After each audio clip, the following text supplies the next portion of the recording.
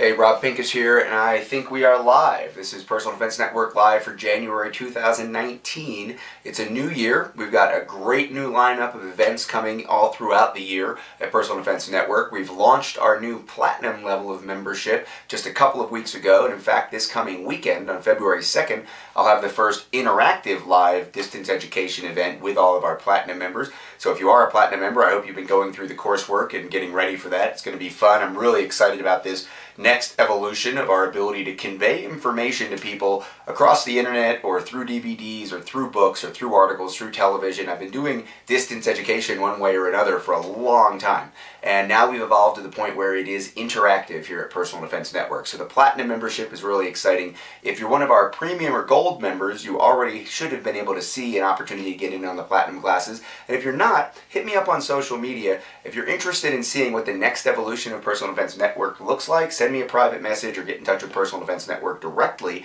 to see about joining us for our next Platinum class, which of course is going to launch in February. And that is a great opportunity to learn, to practice some things on your own, to develop some skills, and then to get interactive feedback with me or some of our other lead contributors at Personal Defense Network. Of course, Personal Defense Network is your best and most thorough source for personal defense information related to armed defense, unarmed defense, health, security, fitness, medical information, all of that right at personaldefensenetwork.com. And this is our live event that we do every month, where I, Rob Pincus, the Executive Director of Personal Defense Network, answer your questions, which I have conveniently being delivered to me via email and text for the live questions that show up. And this is something different. We haven't done one of these in a long time during the day. So here we are in the middle of a snowy day out here at the Western headquarters in Colorado. This is the remote studio for Personal Defense Network. Of course, we're headquartered in Minneapolis, where they're used to a lot of snowy days. And it's getting cold, and it's been very snowy all over the country the last couple of weeks. I was in sunny Las Vegas for SHOT Show with 60,000 other firearms industry professional friends out there. Got to shoot a lot of new guns, got to touch a lot of new equipment, catch up with a lot of great tour collaborators and sponsors. We've got some big news coming as far as our 2019 Personal Defense Network Training Tour sponsors. Of course, you'll see some of the names you expect to see coming back, especially Crossbreed Holsters. They've been there from the beginning, and I'll just leave that there as the first sponsor for 2019 that I'll announce during this show. We've got some others that we're still firming up some of the details on that won't be announced until later in February.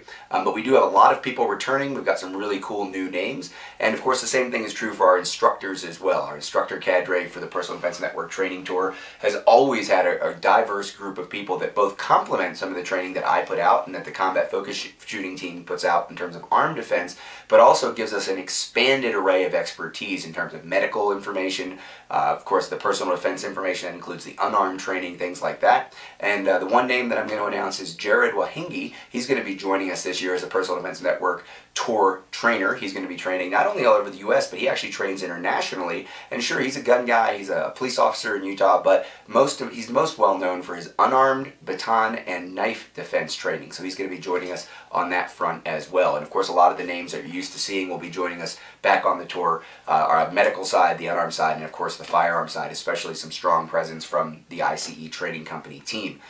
Speaking of the ICE Training Company team, one of the other big announcements I have for Personal Defense Network is that our training talk show, which was run for the first 2 years by Grant Cunningham, is going to be shifting it up a little bit. The first show will be airing in just a couple of weeks, and the new hosts are going to be Barrett Kendrick and Derek Poole. Now, Barrett and Derek are well known to you if you follow Personal Defense Network. They're contributors both in writing, in the video, and they've been tour instructors for a long time. They're part of the lead team that I have working with the United States Concealed Carry Association, another 2019 tour sponsor, on our Defensive Shooting Fundamentals program, and they're very senior instructors inside of the ICE Training Company. They, of course, have their own training company. Barrett has Bearco, and Derek Poole has Echo 5.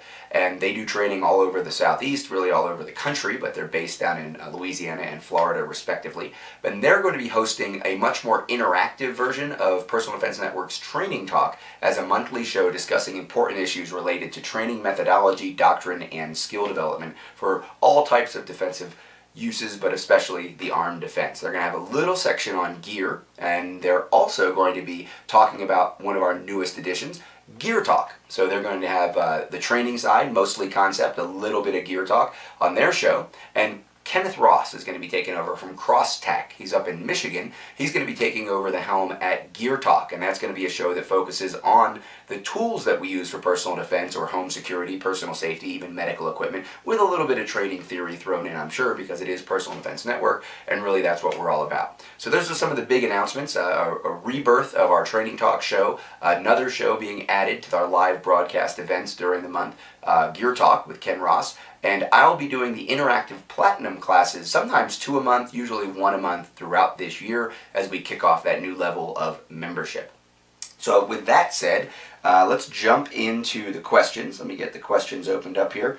The first question I had that really caught my eye, of course, we get a lot of questions, and if you're watching live, you can throw those into the comments right now, and we'll see if we can get to them during the show. But we do get a lot of questions in social media. We get them in the comments when I post the teasers for, hey, we've got another live event coming up. And people, our members especially, our premium members and our gold members at PDN, submit questions throughout the weeks that lead up to these live events. And this one really caught my eye because it's something that we talk a lot about inside of our classes.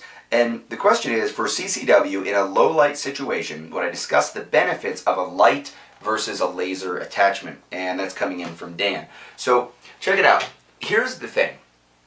A lot of money and a lot of time has been spent on promoting and educating about how important personal defense, security, armed professionals, how important white light is. We need to be carrying lights all the time. We need to be thinking about how we use our lights. We need to be thinking about finding and identifying threats. Now, as we know, most of the information traditionally that comes into the personal defense world comes out of the armed professional world, comes out of the military, law enforcement, professional security world. The fact is that most of that information is incredibly valuable to persons interested in personal defense when it comes to how gear holds up, how certain tactics work, how certain methodologies work, how training methods for people that are like you but doing a different job work. All of that's incredibly valid. Sometimes, however, when it comes to the tactics, we get completely derailed focusing on what the armed professionals do as opposed to what we need to be worried about in terms of personal defense, home security, taking care of our families and things like that, whether it's in the public space or inside our home or workplace. And one of the areas this comes up is weapon-mounted lights and white light in general. When we think about searching for the bad guy, when we think about moving towards the bad guy, especially in like a SWAT team or a military team situation, you've got all the gear, you've got 2 hands on a long gun, you've got all the backup gear, and you're looking for bad guys who potentially are either waiting in ambush or hiding or trying to escape from you. White light mounted on the firearm, and of course if a patrol officer or a security guard gets pushed into searching for a bad guy or in pursuit of a bad guy with a handgun, a bright white light mounted to that firearm makes all the sense in the world. But when it comes to personal defense, one of the last things we should ever be thinking about doing is searching for the bad guy. Right? We might be searching for a place to escape from an area. We might be searching for a place to barricade and stay away from the bad guy, make it harder for him to get to us. We might be searching for family members, but we shouldn't be looking for the bad guy. We shouldn't be looking for an engagement. So now we put that into context. We put that into perspective. We start thinking about that bright white light. Of course, this gun's empty. It's locked open. I'm going to close it. We start thinking about that bright white light mounted on our firearm.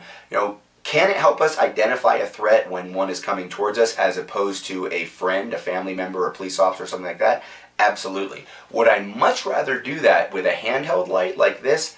Absolutely. 100 times out of 100. I would rather identify when I'm in a defensive barricaded position, or if I'm moving through my house to go check on the kids, if I'm moving through the mall trying to find an exit because there's an active shooter situation, I don't want to be leading with my firearm. And of course we've talked about intermittent and indirect bouncing of the light off the ceiling or off the floor or off the walls, and all that works too, but I'm still running around with a firearm in my hand as opposed to, and moving it around, as opposed to keeping it embedded against me in a compressed ready position or keeping it in a staged position inside of a holster while I use this light to find and identify the exit, to find a barricade area, to find my family members. Think about it. In my house, when I'm crossing that house, I know that I'm going to check on my daughter. So I know there's a 3.5-year-old waiting for me at the top of the stairs in the bedroom on the other side of the house. This isn't how I want to be approaching her. I want to be approaching her like this. So when it comes to white light mounted on a handgun or even a long gun, I think of it as a backup light. This is a secondary light in case for some reason I lose this one goes dead, or I need this hand to do something else and I've got the gun in my hand already. Maybe I'm picking my daughter up. Now I'm carrying my daughter and I'm using this light intermittently and indirectly to find my way to that barricade space or to that evasion spot where I can actually get away from wherever I perceive a threat, or of course to identify the threat and then engage them. But the idea that this should be my primary light, I really don't like that. And again, it's redundant on another tool that I'm carrying. The other thing we have to think about when it comes to white light in terms of personal defense is the context of use. Remember, I'm not searching for the bad guy. Rewind back to that. If I'm not searching for the bad guy, well then the bad guy has to come find me. If the bad guy can see me, I can probably see the bad guy, right? If that person is a threat to me that I truly need to defend myself against, I probably am able to identify them with ambient light from the environment, from the street light, from the VCR, from the TV screen, from the light switch that I turned on in that bedroom where I've barricaded. When that bad guy comes through the door, I can identify him. So keep that in mind as well. When we go to something like this is a Crimson Trace red laser, right? So I've got a red laser mounted here. It's one of those grip lasers. Again, this gun is empty. When I think about putting a laser on a gun, the white light hasn't really changed what I can do with the gun, right? The white light on the gun helps me potentially identify threats or find something that I need to find in the dark if I don't have a handheld light, but it doesn't increase the capabilities of the firearm itself. What I like about a laser is that a laser, as a tertiary aiming device, allows me to use the firearm under situations where I might not be able to use it otherwise. Of course, my primary method of aiming is going to be kinesthetic alignment. It's going to be focusing on the threat, driving the gun out to that threat, and staying focused and using the constant motion and constant interaction with the gun, the constant positioning of the gun, to have a really good idea of expectation of where the bullets are going to go. So across the bedroom, around a car, intuitive unsighted fire, focused on the threat, driving out kinesthetic alignment, primary aiming method. My secondary aiming method is going to be intuitive sighted fire, and that's when I'm actually going to use the front and rear sight to align the gun, use a visual reference on the gun to help me get the threat or get the hits on the threat. So if I recognize as I get ready to use the firearm, I can't do this, I'm not confident that I can do this without my sights, as I drive the gun out, I close an eye, pick up the front sight, get my sight alignment, get my sight picture, and then maintain my sight picture throughout that press. So that's my secondary method of aiming. The tertiary or third aiming method that I might use if I have the gun equipped with a laser is the red dot laser or green dot laser. So the idea here is that if I can't get the gun into my line of sight, if I'm injured, if the threat is getting to be within 2 arms reach, is coming close contact, not in contact, where I'm just using, again, my kinesthetic awareness of the body, but if the person is 10 feet away charging in, I don't want to leave the gun extended where they might be able to grab it or knock it offline, or if I'm injured and can't get the gun into an extended position, if I'm in some kind of a weird situation with furniture where I can't get the gun out from underneath of me, something's fallen on me, I'm down on the ground now, I can use that red laser dot to have a really good idea where that shot's going to go, an aiming method that I wouldn't have available to me otherwise because I can't get the gun into the proper position. Maybe I'm injured shooting, something like that, so I'm going to use that laser as a tertiary aiming device. So the laser really does expand the circumstances under which you can use the gun in a way that a white light really doesn't. Of course, here in 2019, we have an option like this. This is the Viridian C5L, and this is a laser and light module that gives me the best of both worlds. I have an option of using a white light, and of course there's an embedded green laser in there, which you can see on the screen when it hits. Of course, I can set this up so that it is in strobe mode. I can set it up so it's just the laser. I can set it up so that it is, I think I can get here, cycling through, so that, there you go, it is just the light. So I can have just the light, I can have just the laser, or obviously the best of both worlds, I can have the light and the laser. Now I've got the backup white light and I've got the laser as the tertiary aiming device. So in 2019, I would recommend that you look very seriously at a laser light combo model for your defensive firearm, especially for that firearm that's staged for home defense, because you shouldn't have to worry about the extra space, the extra holster, the extra weight, girth, width, whatever, when it comes to carrying the gun. A lot of people don't like the idea of carrying the extra light or laser on their gun inside the waistband, people carrying subcompact guns, things like that. If you're going to put something on your gun, I think you have to choose one. The laser gives you the most additional benefit, but the light and laser combo is really what you should be doing in 2019. So really good question. And it is a long, detailed answer. What you usually find out with me is you're not going to get a simple, quick answer. Oh, use a light laser combo and move on. Because I don't want you to just know what Rob thinks. I want you to know why Rob thinks it. And hopefully you're getting that from all of your instructors, and I'm sure you're getting that from the people that we bring in to Personal Defense Network. If you haven't been to the Personal Defense Network website lately, obviously there's all sorts of sub-menus.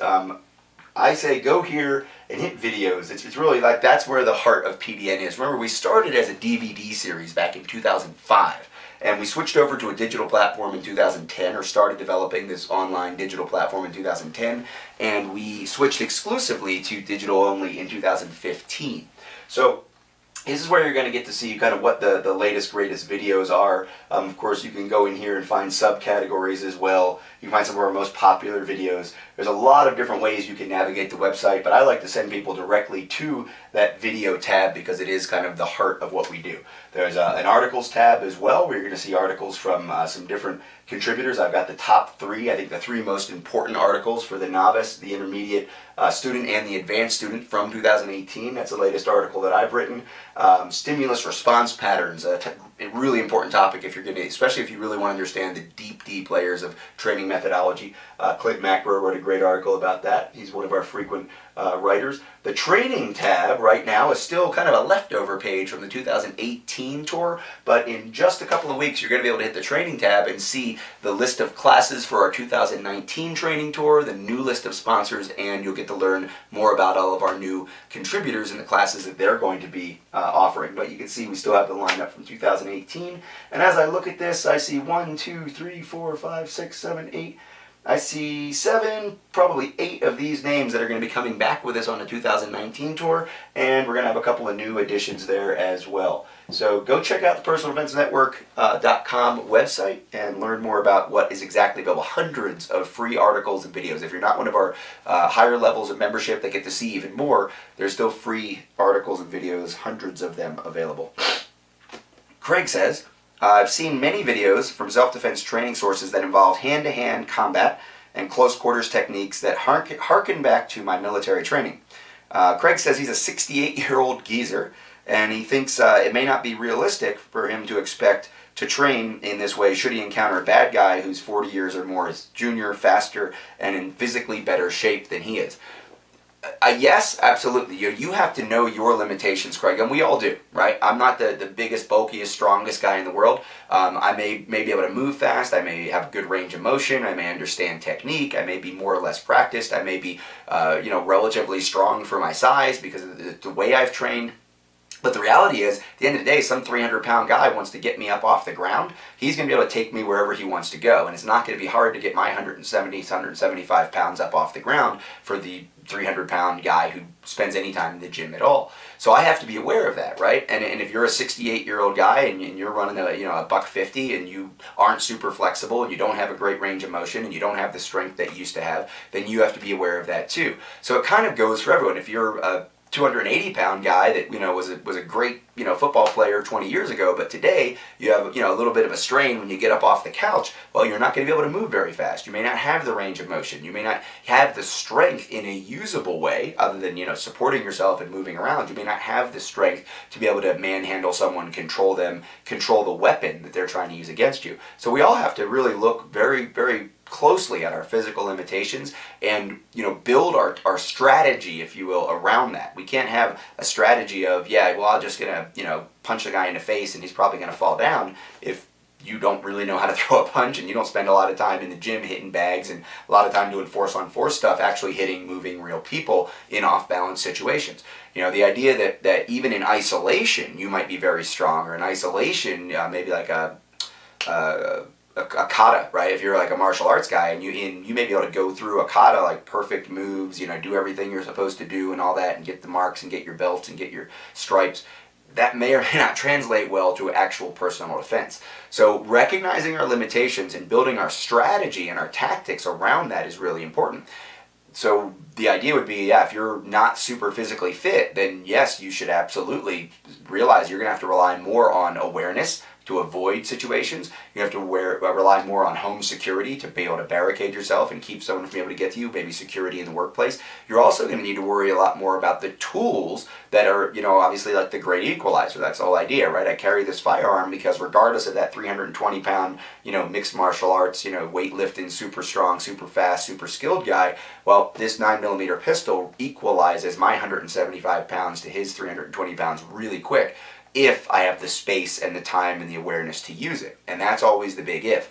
Just because I carry a gun doesn't mean that I might not need to defend myself physically or through some other means, or verbally, right? Or just the awareness of, oh look, that looks like a bad situation. I think I'm going to go over here in this direction. And again, not look for that confrontation. So carrying the gun doesn't solve all the problems. Being super physically fit doesn't solve all the problems. Having a really strong door with a sophisticated electronic alarm system doesn't really solve all the problems.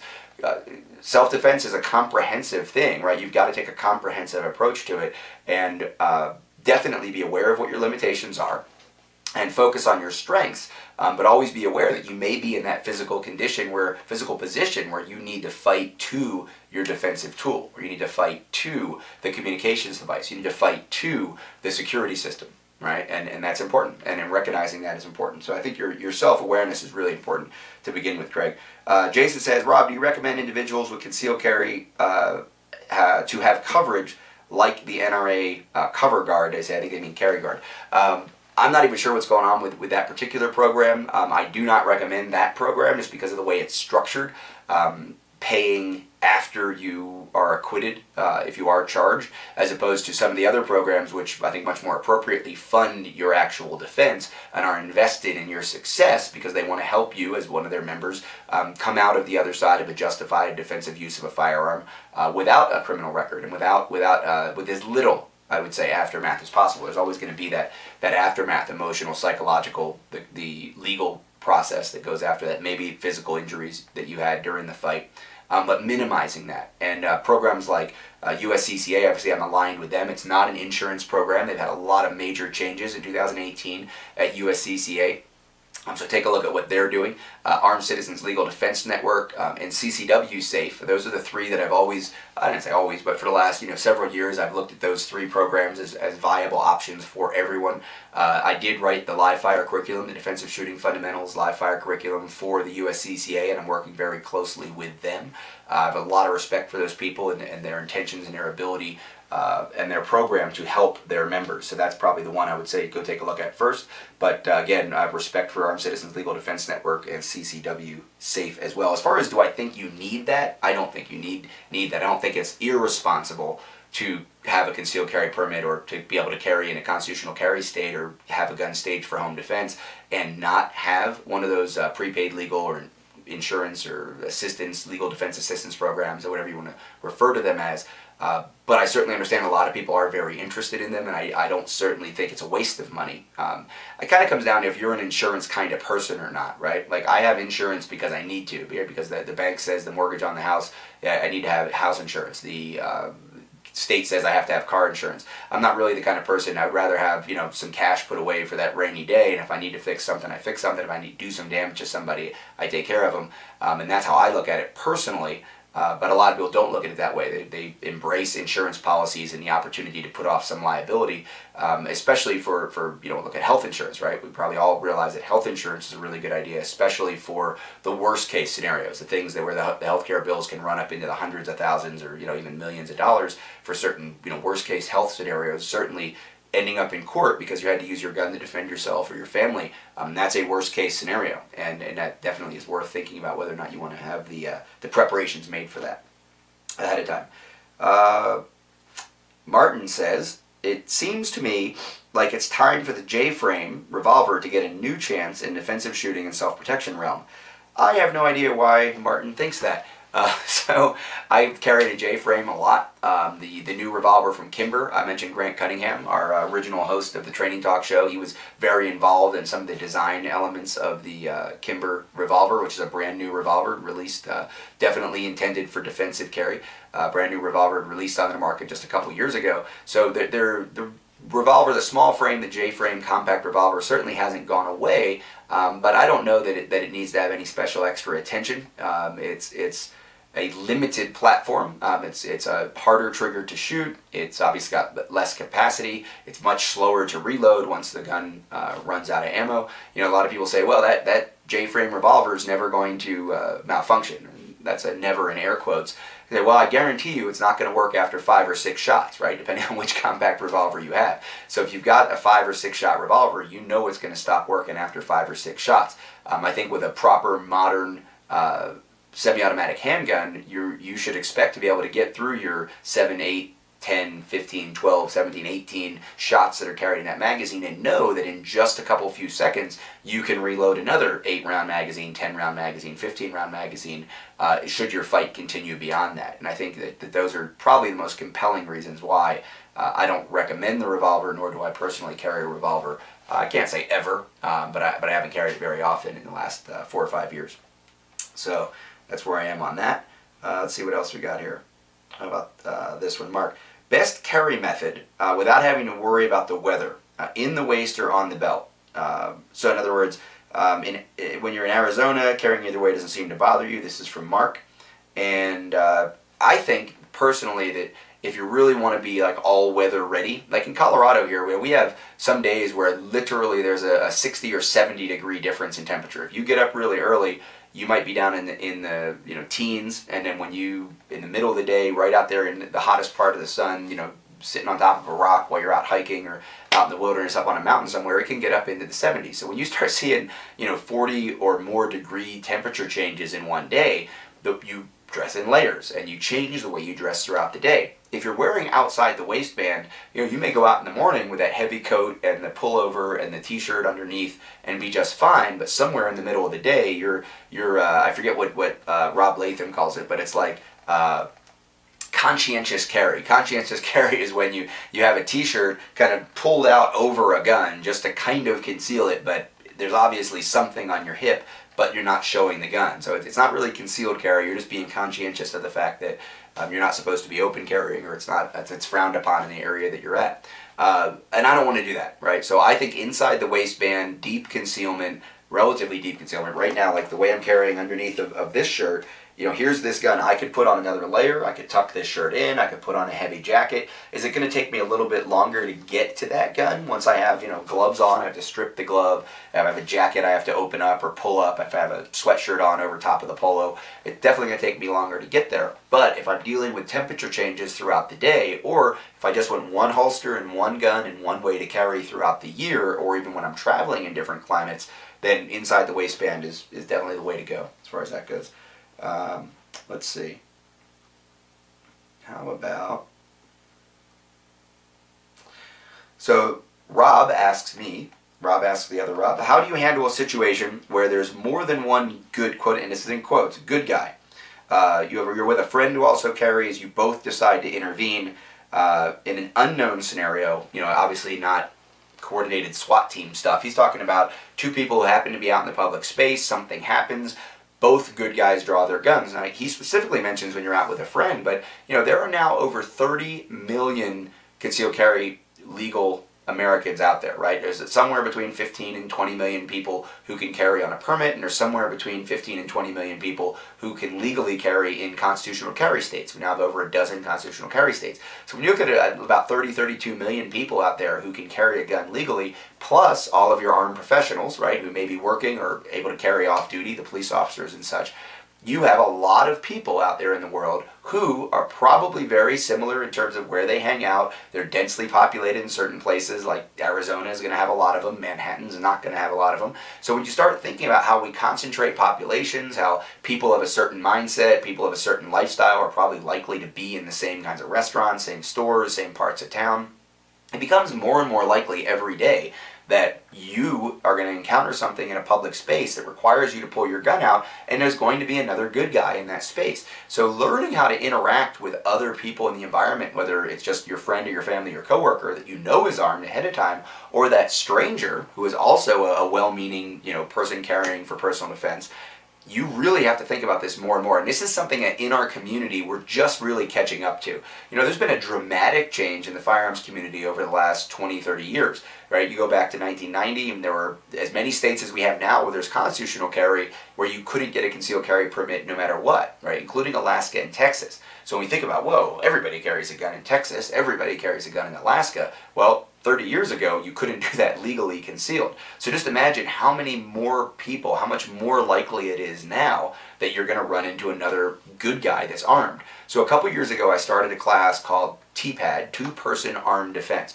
And two-person armed defense class is not a SWAT team fantasy camp class. It's not a, you know, executive protection, protect your family, kind of how to defend others class. It really is a class that focuses on recognizing when there's other good guys in the environment and coordinating with them. And it's not coordinating with them to go hunt the bad guy down like you're a pretend SWAT team. Again, it's coordinating with them in the immediate aftermath of the defensive shooting, right? So when we look at dash camera videos, when we look at things that happen, this just happened recently. Unfortunately, it was sort of like involving a crime, a petty crime against property, but multiple people decided to get involved who were all armed. And apparently it was very spontaneous and organic, and it just so happened there were several people, good guys with guns. Last year we had a person went into a restaurant, shot at a family, I think killed a child, maybe a child and a mother, went into the restaurant, shot a couple people, and then came out of the restaurant and encountered two armed citizens that were trying to defend themselves from that person with a gun that they perceived as a threat,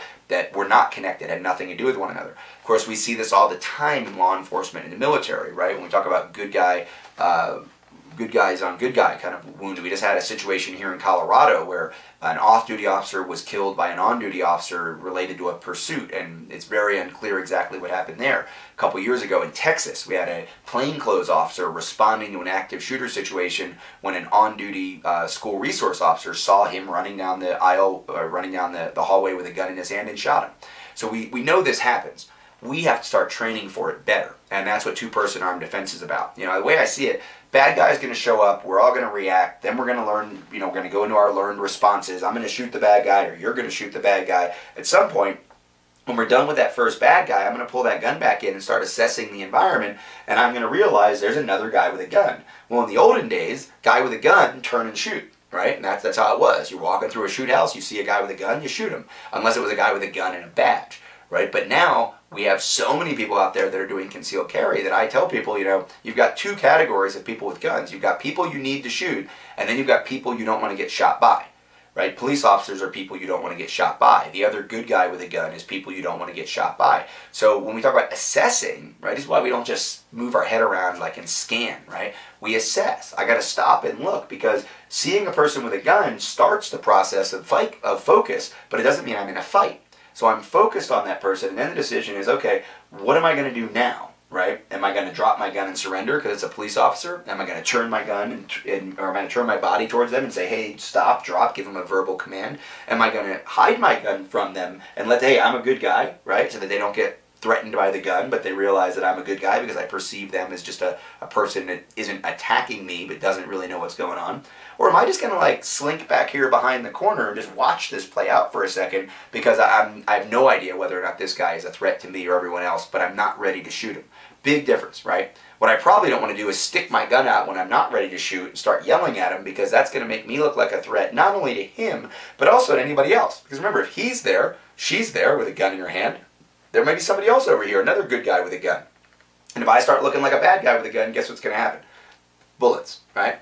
So we really do have to take this very seriously, and I don't see very many classes like this out there in the public space at all. We do have some good information here at Personal Defense Network. We did some DVDs on interacting with law enforcement while armed. We did DVDs on the immediate aftermath of a defensive shooting, looking for other armed good guys. We talked about it there. It's definitely an incredibly important topic in our community, and it's not talked about often enough. I will also say that I'm starting to do a lot more work with law enforcement agencies, helping them understand how to deal with legally armed people. Right? When I went through the police academy back in the 90s, pretty much anybody with a gun that wasn't wearing a uniform or carrying a badge was considered a bad guy, right? Otherwise, why would they be hiding a gun on their body? Why would they be out with a gun? Because concealed carry wasn't nearly as common then. It was kind of in the beginning of the concealed carry revolution that we've had here in the U.S., regaining our rights to conceal carry for defense all across the country. Most police officers, especially the police officers that were running the academy in the 90s, came out of an era when only bad guys were carrying guns for the most part, right? If you go back to the 80s, there are a couple million people with permits that actually carried guns. And we have this kind of fantasy life, this nostalgic kind of dream of back in the old days and everybody carried guns. Well, 200 years ago is not 30 or 40 years ago, and 30 or 40 years ago is where a lot of the training I went through 20 years ago was dictated. And we still have a problem in our law enforcement academies today where we're not doing enough to prepare officers for dealing with legally armed people. Well, we can talk about that all day long from the concealed carry side, but we also need to embrace that we need to be doing more as well. So I know I'm going to be running that 2-person armed defense class several times across the country on the Personal Defense Network training tour. It's probably one of the most important classes that we offer through ICE Training Company. It's also now being taught by several other instructors under our umbrella. I know they're going to be running that course a lot out at Reno Guns and Range this year, where they do a 2-day version that integrates scenario training in their shoot house as well as the live fire portion. And then I and several other instructors will be doing the live fire portion around the country. So take a really good look at that. And in fact, if that kind of clicks and makes sense to you and you're interested in hosting a course, whether I teach it or any of our certified instructors teach it, you'll reach out to us at icetraining.us, because the 2-person armed defense is an incredibly important class.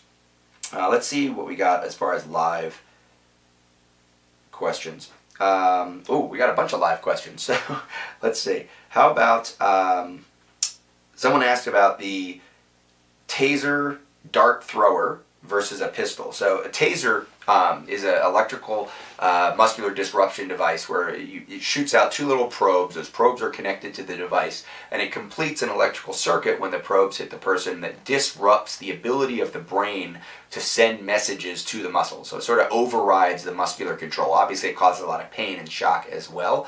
It's a great defensive tool. Probably not as good as a gun in many cases. Also probably it's better than a gun in some cases, and that's why law enforcement uses it as part of kind of the suite of defensive tools on that belt, right? A baton, pepper spray, taser, firearm. Obviously they can use their hands for unarmed defense or unarmed control techniques as well. So there's a lot of things going on in the law enforcement arsenal. There are some places where it's almost impossible to get a concealed carry permit for a firearm, or where you're prohibited, maybe at your workplace, from carrying a firearm, where you can carry one of the civilian versions of the taser as a defensive tool. And in that case, I think it's a great option. The taser also allows you to do a contact stun, called a drive stun, where you don't have to have the distance. So if you're carrying it sort of concealed in a purse, or you're wearing it in a holster, it's in your pocket, someone were to jump on you, you don't need to shoot the probes out at them while they're touching you. You can actually drive it into them and fire it as well. It doesn't work in exactly the same way. I should say it doesn't work as well because you're not affecting as many parts of the body as you would between the 2 probes. Say a probe here and a probe in my thigh is going to disrupt a large portion of my body. If the probes are just an inch or 2 away, I still get a lot of that shock and pain, but I'm not getting as much disruption of the bad guy's ability to control themselves. So all that said, I am a big fan of the taser in general. Was actually been shot by the taser many times, doing a lot of law enforcement training and demos and things like that. And it was the last course that I took before I left law enforcement full-time, was actually the taser instructor course.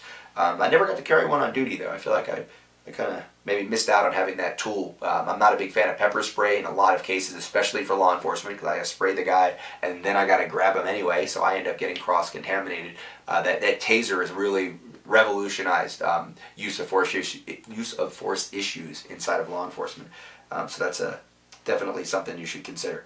Let's see. What's the first class a beginner should take? Defensive handgun class or a first aid class? This is from Ghost Tactical. So Ghost Tactical, check out his website, check out his feed on Instagram and his YouTube. Actually had some really good discussions with him recently on topics that are important to the firearms industry. So I'm wearing my political hat and wearing my elder statesman hat, as the guy has been to SHOT Show over 20 times, and we've had a lot of good discussions. Check out his YouTube channel. And he asks a good question.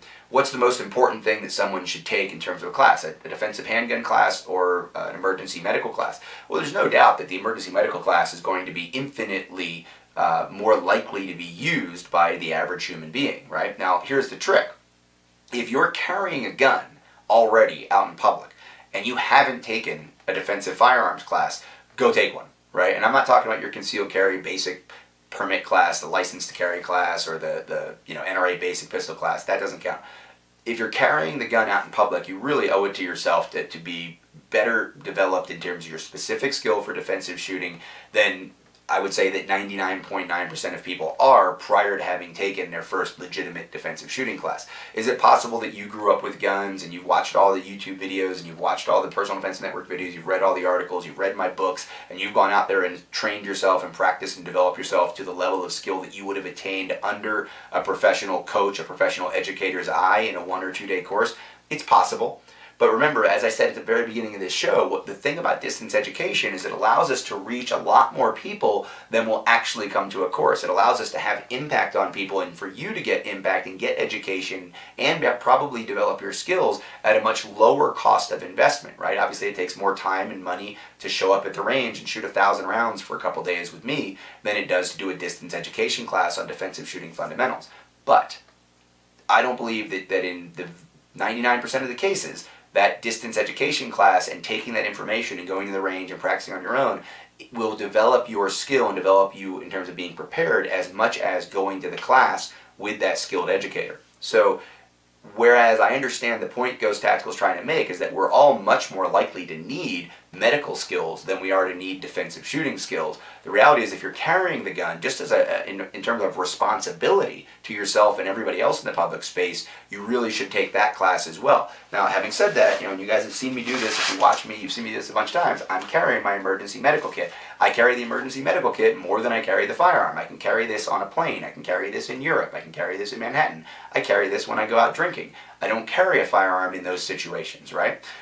SHOT Show floor, not allowed to carry live firearms, you're allowed to carry a medical kit around. So, do I think medical training is incredibly important? Absolutely. If you're just starting your journey of personal defense preparation, if you're just starting down the road of being prepared to protect yourself, take care of others, take care of your family, things like that, then absolutely, medical training is a great place to start. And remember, you can go out with your 12-year-old, your 13-year-old. If you're a teenager watching this right now that's, kind of into, I was a teenager, I was into guns, I was reading Guns and Ammo magazine. If you're watching Personal Defense Network live and you're thinking, yeah, I can't wait to get my concealed carry permit, but you're 15, well, you got 6 years to go out and get your emergency medical training and be prepared to help yourself, your family members, your school classmates, anybody else with that important information. And with those important skills and with this important equipment, you can do all that right now. So somebody doesn't want to carry a gun, can't carry a gun, there's all sorts of things they can do to be better prepared. And to Ghost Tactical's point, that medical training class is a great place to start. And we actually have a series of articles. I wrote a series of articles called Comprehensive Approach to Self-Defense. I think it was like a 5-part series. And it was kind of like, know what your biggest risks are, know what your strengths and resources are, know what your weaknesses are, and then based on the most likely scenarios you could be involved in, what you have as resources and strengths, what you have as weaknesses, now you go out and develop a training program. And for a lot of people, I know that it's not the gun and it's not the practice that they have shooting, it's the medical side or it's the home security system side or it's the unarmed training or fitness side they really need to work on the most. Guns are fun, right? I said that in a video I posted this morning from the National Shooting Sports Foundation, walking around SHOT Show. So, guns are fun. We got to remember that. National Shooting Sports Week month in August, the Let's Go Shooting campaign, the +1 campaign, the +1 movement, bring another person out shooting, make another shooter. But at the end of the day, guns are for personal defense. They're not just fun. A lot of people go out and shoot because they like it, buy guns, have a whole collection of guns because they like guns. It's not as easy to get excited about medical training. It's certainly not as easy to get excited about physical fitness training for most people. But we owe it to ourselves if we really want to be comprehensively prepared to defend ourselves or others. Kevin says, repeat the 3 choices. Man, this is video. You can just rewind it and see what I said. The 3 choices, the 3 recommendations I make for the preparation to pay those legal bills after a responsible defensive use of a firearm are USCCA, CCW Safe, and the Armed Citizens Legal Defense Network. All 3 of them are a little different. I think you should take a good look at sort of what they all offer, what kind of plan they are, how they provide the money after the event, how they're structured. Armed Citizens Legal Defense Network, for example, gives you a huge pile of educational materials the first year you join. Maybe you're going to find that it's much more valuable to you that first year than it would be the second year because you're really paying for all those educational materials, which they know make it less likely they're going to have to spend money from their endowment on your legal defense because you're actually educated and you're less likely to get into a situation or do something that's going to get you charged with a crime. So that's a kind of a cool approach that they give you. Again, USCCA, they're my partners in the DSF program, and they're definitely one to take a really good look at as well. Best holster for the Glock 21. Hard to find a holster that fits. Glock 21 G4 with a light and laser. You know what, Pedro? It really depends on what kind of light and laser combo you've got. I would send you probably right away to Safariland. Safariland does obviously a huge amount of their business is set up for law enforcement, and that means 90+% of the guns that are out there in law enforcement use have lights or light and laser attachments already. So I would send you to them, right away. As far as concealed carry, certainly Crossbreed offers holsters that are now equipped for lights and light and laser use. I carry with an appendix carry holster that's actually set up for light and laser use. In fact, I've got one right here just to show you what that module looks like.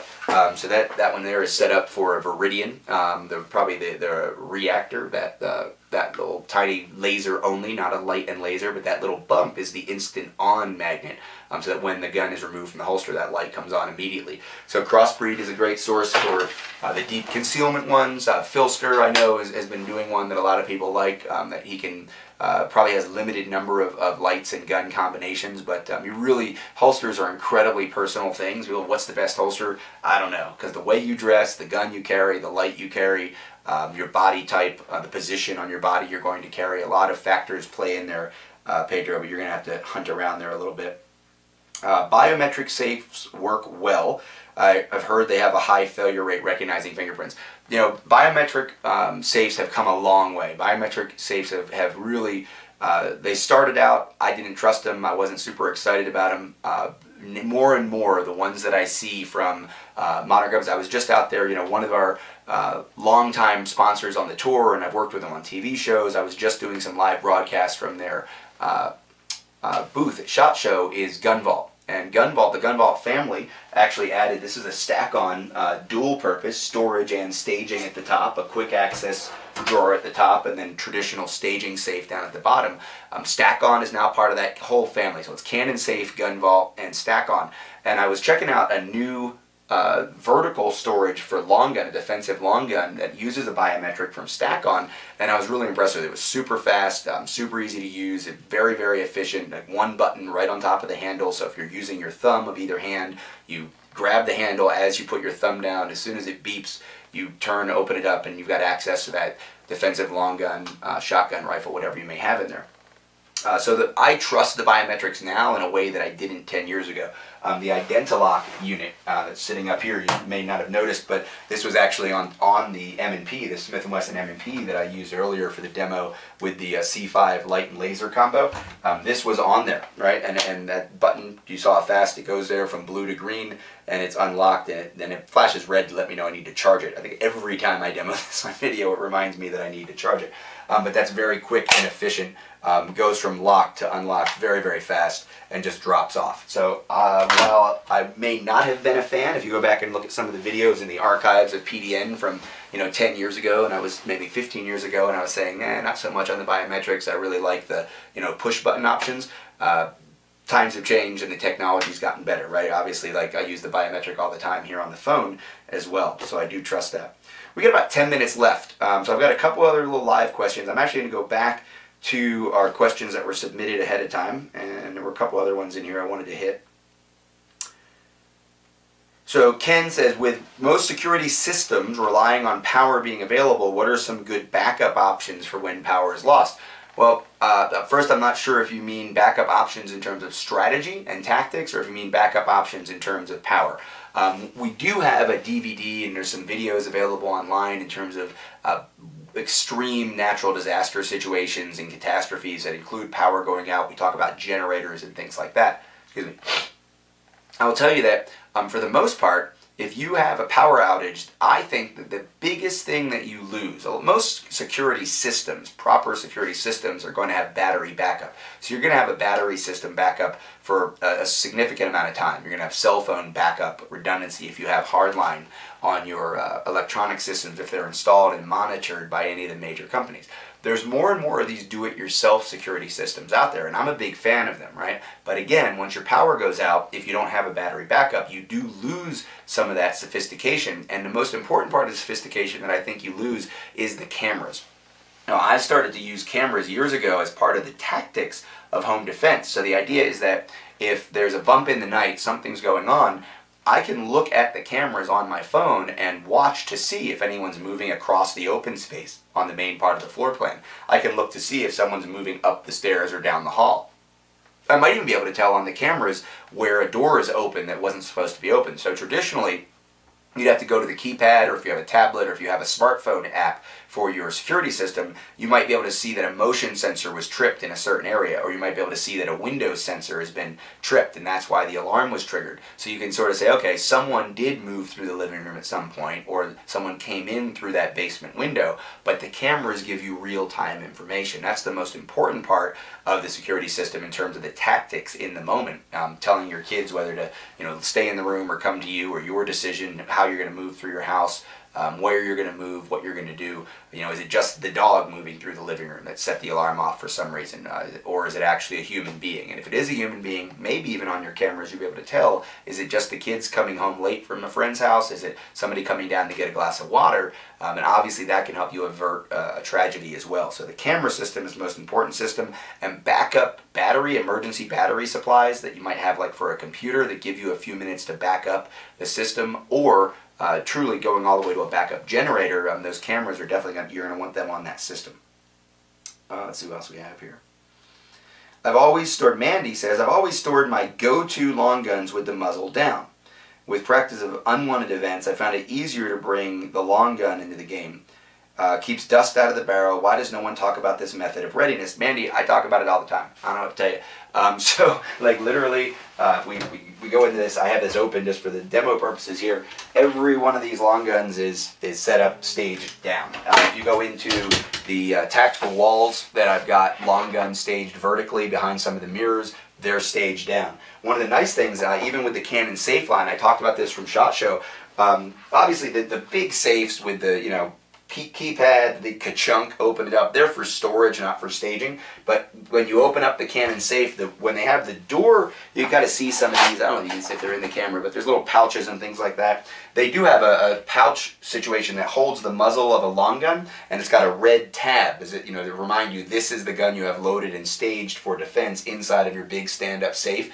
And that one is set up muzzle down as well. Far too often, though, I do see people stage the gun muzzle up. Let's think about that. If I'm in a situation where I have to grab this firearm, as I grab this firearm, if it's muzzle up, I'm bringing it up towards my face or towards the face of my family members, and then I have to invert the gun, right, to be able to bring it into my ready position. It's really never made any sense to me. I know a lot of teams will use a high ready position. Well, now if I want to shoot it, I've got to come to here and here and here, right? If I just leave the gun in my staged position, let's close this up a little bit, it was extended for display, leave the gun in my staged position with a low muzzle, I bring the gun up very quickly, right? So if you go back to the mid-2000s when I was doing a lot of training with military special operations units, we were providing a lot of training at the Valhalla Training Center to both SF and NSW, so Army side special operations guys and Navy side special operations guys. And traditionally, the kind of cliche tradition was, Army guys were all low muzzle ready and Navy guys were all high muzzle ready. And I've never, ever, the fastest, best guy on the high muzzle ready, never seen him get into a shooting position as fast as, kind of like any medium or fast guy, or even the slower guys from the low ready. It's just too easy to bring the gun up. So when we'd have guys come in that were high muzzle guys, whether law enforcement, whatever their background was, we just have them try the low muzzle, even though their doctrine or their training, sort of conditioning was this high muzzle for a bunch of reasons, but none of those reasons were it's faster and more efficient. And certainly none of those reasons were preparing for extreme close quarters, right? That muzzle's low and I go around a corner and somebody grabs me, at least I can still shoot them in the leg or pull the gun back and try to get into their midsection. When the muzzle's high and somebody grabs the muzzle, it's useless to me. It becomes a blunt tool to smash at them with or to leverage with, or I transition to my pistol, of course. But infinitely better to have the muzzle down. And of course, in the public space, muzzle up is not a generally safe direction. If I've got my muzzle pointed up off the range, I'm essentially pointing the gun at the rest of Earth, right? Anybody who could be out there that didn't sign the waiver and didn't agree to be on the range. So Mandy, you are 100% spot on. Much easier, better to have your firearm stage and muzzle low, that you grab it and bring it right to the ready position and up to a shooting position if you need to, than it is to have it muzzle up. Unfortunately, most of the traditional storage setups are set up to hold the gun muzzle high, right, where the stock goes down low and then you've got the little areas at the top for the muzzle.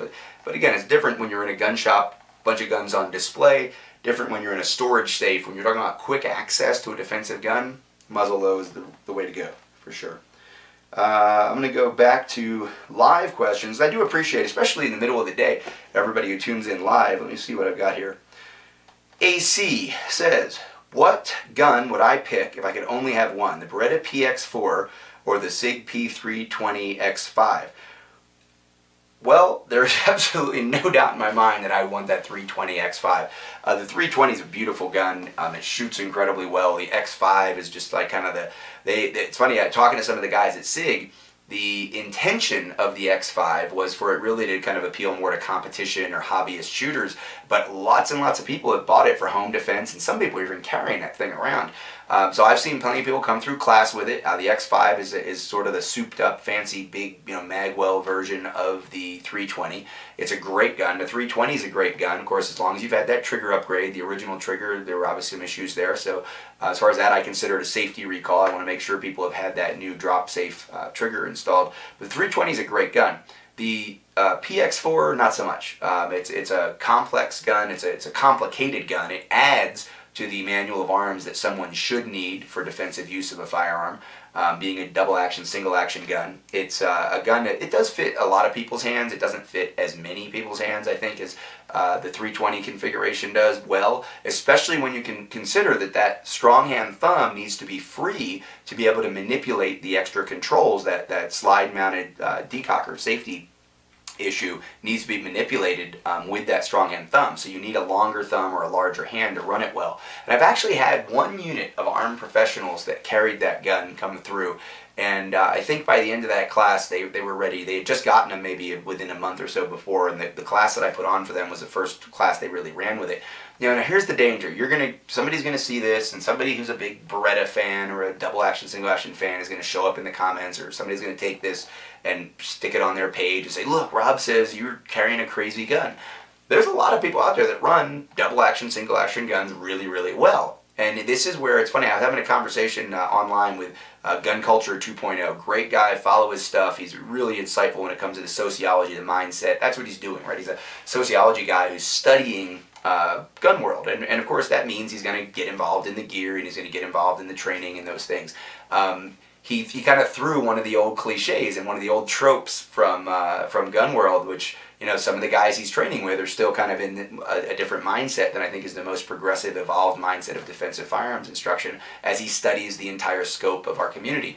And he said, well, I've been told, and I don't know if he was tongue-in-cheek, sometimes it's hard to read comments, but he said, I've been told that if someone's properly trained, then they can use, a less efficient gun. We were talking about comparing two guns. They can use that gun just as well. The problem is this is the fallacy. Yes, of course, if you put extra time, effort, and energy into your training to learn to use like a Beretta, the DASA gun, you're going to get good at it, right? And you're probably going to feel like you're good enough at it. The problem is, remember, you just had to invest extra time, effort, and training to learn to shoot two different triggers, to learn to use the decocker. The gun's harder to use because of the extra piece that has to be manipulated and the extra step when you bring the gun back in after shooting. Plus, again, you've got that long, heavy double action trigger pull, and then you've got the single action pull for the follow-up shot. So the question is there a benefit that justifies all that extra time, effort, and energy to learn how to use the gun well, and to introduce extra steps and complications to your armed defense? I don't think there is. Some people will make an argument that they believe that long, heavy double action trigger pull makes it less likely that you're going to have an accidental shooting or negligent discharge. That's what the trigger finger is all about. One of the problems is there's an overlap with extended ready positions and compressed ready positions and finger on the trigger or not, right? What I think is the biggest contributor to finger being on the trigger when it's not supposed to be is the tolerance of extended ready positions. If you're not shooting, you shouldn't be extended, and that's what happens, right? So if I grab, I don't know if I have a SIRT pistol around here somewhere, but if I grab a pistol, and again this one's unloaded, if I grab a pistol and I'm in a compressed position and my finger's always indexed on the slide or on the frame or on that seam when I'm in the ready position, this is pretty universal, right? This isn't a shooting position. I pull back here, I might be in a shooting position. I drive out there, I'm definitely in a shooting position. But here, I'm not in a shooting position, so my finger doesn't go to the trigger. Problem is, if I go to an extended position, now my brain starts to get confused. Am I in my shooting position or I'm in an extended ready position? And the more tension there is and the more anticipation there is that I might have to shoot, the more likely that finger is to creep towards the trigger as my brain prepares to shoot. So I'd much rather be here, and again, let's go back to that I'm looking for an exit situation with my handheld light, and then if I need to shoot, I drive out into my extended position and my finger goes to the trigger. So this whole idea that you're safer because of the double action, I don't buy it, because your finger shouldn't be on the trigger and you should be doing training things, not gear things, to overcome that. So other than that, I don't hear very many people give me reasons why they believe double action, single action is a better choice. So that's a long answer. I told you guys you don't get very many short answers from me, because I don't want you to just think it's anything else. Right? I don't even own a 320. I'm not a super huge fan of the 320, but if we're talking about comparing the 320 to the Beretta double action, single actions, there's no comparison from a personal defense or armed professional standpoint. Go with that modern striker fired gun that's much more efficient. And if the SIG doesn't fit your hands, you know, jump into something else. Then you look at the M&P, the XD, the Glock, something like that. Maybe the new, I saw the P10S. I'm really kind of excited about that from CZ. It's sort of this configuration. This is the FN. I always wondered, you know, why does the FN SC not get more attention? Short grip, but relatively mid-size or close to a full-size length slide. And now CZ has come out with a gun that is in that configuration too. There's a lot of great guns, VP9s, a lot of great guns out there to choose from in the modern striker-fired realm. I don't think you should have to worry about single action with the safety. You shouldn't have to worry about double action, single action with the decocker. So I think that takes us through to the end of the show. I really appreciate everybody who tuned in. Obviously, we got a lot of live questions. People were, really? Middle of the day on a Monday? Well, middle of the day on the Monday, we still got a lot of people viewing live, and I know we're going to have a lot of people that watch this recorded. Remember, personaldefensenetwork.com is where you go to get all those free articles, videos. The blog, one of the things we've been doing a lot more at the blog lately too, so I didn't even mention that earlier, but definitely want to check this out. So we've got some people here talking about, you know, what's been going on. That's me walking around SHOT Show, if you want to go check that out. This is a negligent shooting, talking about, you know, police officer's weapon went off as he tried to put it away. Probably means his finger was on the trigger, we know that. This one here, paramedics being armed. Anytime, anywhere, what can happen. The other thing we've got is They Are Not You. William April, one of the most respected guys in the training community when it comes to sort of the psychology of violence and what you need to be prepared to do.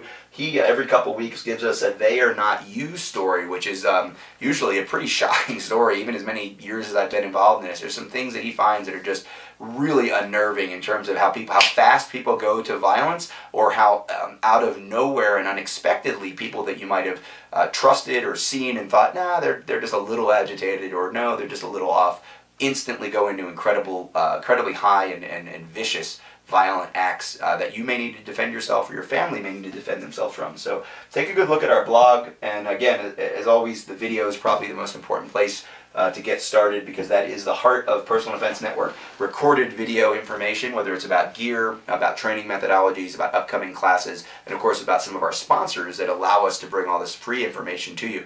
If you're interested in seeing even more, you can become a premium member. You go up to our gold membership level, or we just released our platinum membership, our first interactive distance education class. We're doing multiple classes throughout the year for our platinum members, and I'm looking forward to interacting with them this Saturday for the first time on that new approach to distance education from PDN. Thank you very much for watching the live show, and if you have any questions, follow up in the comments, and I'll try to get to those over the next couple of days. Thanks.